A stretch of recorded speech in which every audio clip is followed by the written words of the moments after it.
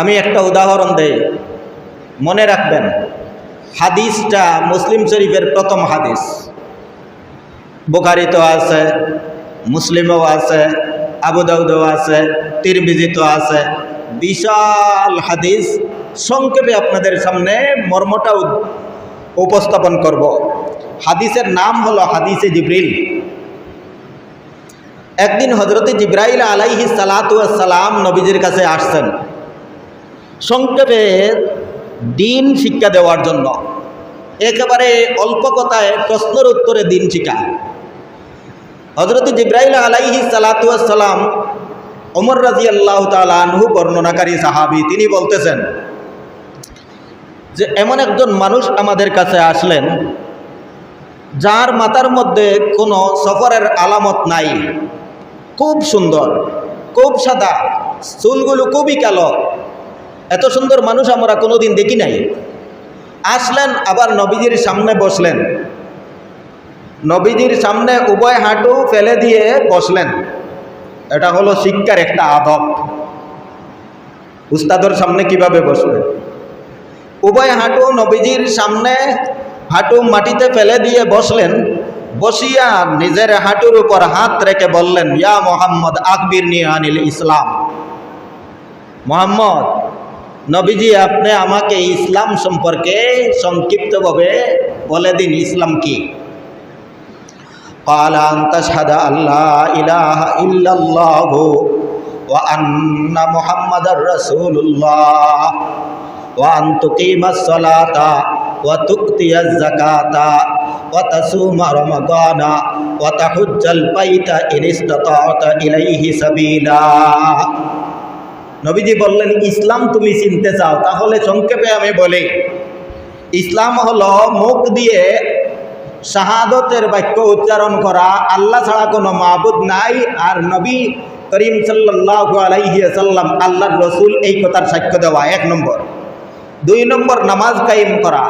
3 নম্বর যাকাত আদায় করা। 4 নম্বরে রমজানের রোজা রাখা।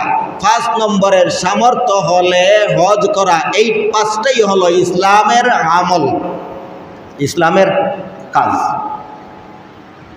কালা ফাআজিবনা লাহু কালা সাদাক্তা কালা ফাআজিবনা লাহু ইয়াসআলুহু ওয়া ইউসাদ্দিকুহু। হযরত ওমর রাদিয়াল্লাহু তাআলা আনহু বলেন যে নবীজি এই ইসলামের ব্যাখ্যা দেওয়ার পরে ওই ব্যক্তি, আমরা তো এখনো চিনি না, উনি বলতেছে সাদাক্তা, আপনি সত্য বলেছেন। আচ্ছা, নবীজির কাছে জিজ্ঞাসা করলো, নবীজি উত্তর দিলেন, তারপরে বলে, বাহ, আপনি ঠিকই বলেছেন। বোঝা যায় নবীর চাইতে আরো বেশি জানা আছে। সাহাবায়ে কেরাম বলেন, হ্যাঁ, আমরা আশ্চর্য হয়ে গেলাম।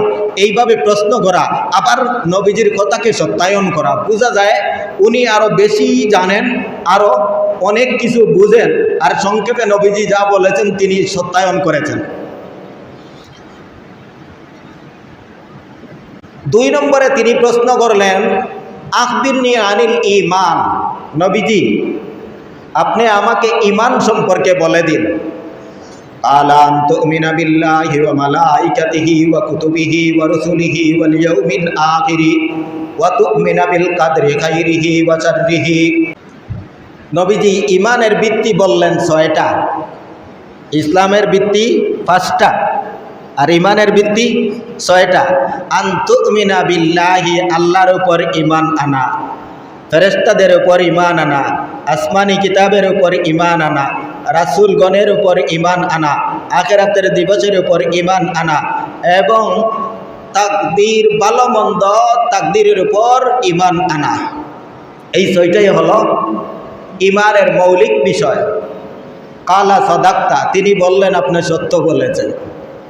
ওমর রাদিয়াল্লাহু তাআলা আনহু বলেন, ফাআজিবনা লাহু ইয়াসআলুহু ওয়া ইউসাদ্দিকুহু। তিনি এমন আমাদের কাছে আশ্চর্য লাগলো যে তিনি প্রশ্ন করলেন, আবার সত্যায়নও করলেন। এই ঘটনা আমাদের কাছে অতি আশ্চর্য লাগলো।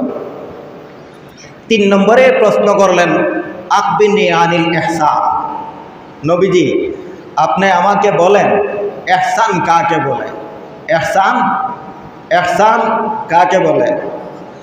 قال أن تعبد الله كأنك تراه فإن لم تكن تراه فإنه يراك নবীজি বলেন ইবাদতের মধ্যে ইহসান হলো, ইবাদতের মধ্যে আন্তরিকতা হলো এমন একটা বিষয়, তুমি যেন আল্লাহকে দেখে দেখে আল্লাহর ইবাদত করতেছ। যদি তুমি আল্লাহকে দেখতে পাও না, তাহলে তোমার মনকে এমনভাবে বুঝিয়ে নাও যে তোমাকে আল্লাহ পাক রব্বুল আলামিন দেখতেছেন। সুবহানাল্লাহ। এর দ্বারা বোঝা গেল যে নামাজ তো পড়লাম, কতটুকু ইহসান আলাদা একটা বিষয়, তুকিমাস সালার মধ্যে ঢুকে গেছে শরঈ বিষয়, শরঈ ফয়সালা যে আপনি রুকু করবেন, সিজদা করবেন, কিরাত পড়বেন, আপনি তাশাহুদ পড়বেন, দোয়া পড়বেন, আল্লাহু আকবার বলবেন, এই সবগুলোর দ্বারা আপনার নামাজ হবে। কিন্তু এই নামাজের একটা রূহ আছে। কি আছে নামাজের? এই রূহটা হলো তোমার অন্তর নামাজের মধ্যে যদি লেগে যায় তাহলে নামাজের রূহ জিন্দা হয়ে যায়, আর তোমার অন্তর যদি মুর্দা হয়ে যায় তোমার নামাজটাও মুর্দা হয়ে যাবে। এই নামাজের কোনো সওয়াব নাই। যেই নামাজের মধ্যে খুশু খুজু নাই সেই নামাজের কোনো সওয়াব নাই। নামাজের মধ্যে, আমলের মধ্যে, ইবাদতের মধ্যে খুশু আর খুজু আনতে হলে তার পথ আর মাধ্যম হলো আনতা আবুদুল্লাহ। তুমি এইভাবে আল্লাহর ইবাদত করো, আনতা আবুদুল্লাহ কাআন্নাকা তারাহু, যেন তুমি আল্লাহকে দেখতে পাচ্ছ। ফাইল্লাম তাকুন তারাহু, তোমার মন মাকাম মর্যাদা এইভাবে যদি উপরে পৌঁছে না, আল্লাহ পর্যন্ত পৌঁছায় না, তাহলে তুমি মনে করো যে রব্বুল আলামিন তোমাকে দেখতেছেন, তুমি কিভাবে তার সিজদা করতেছ। এইটার নাম ইহসান, এইটার নাম ইহসান।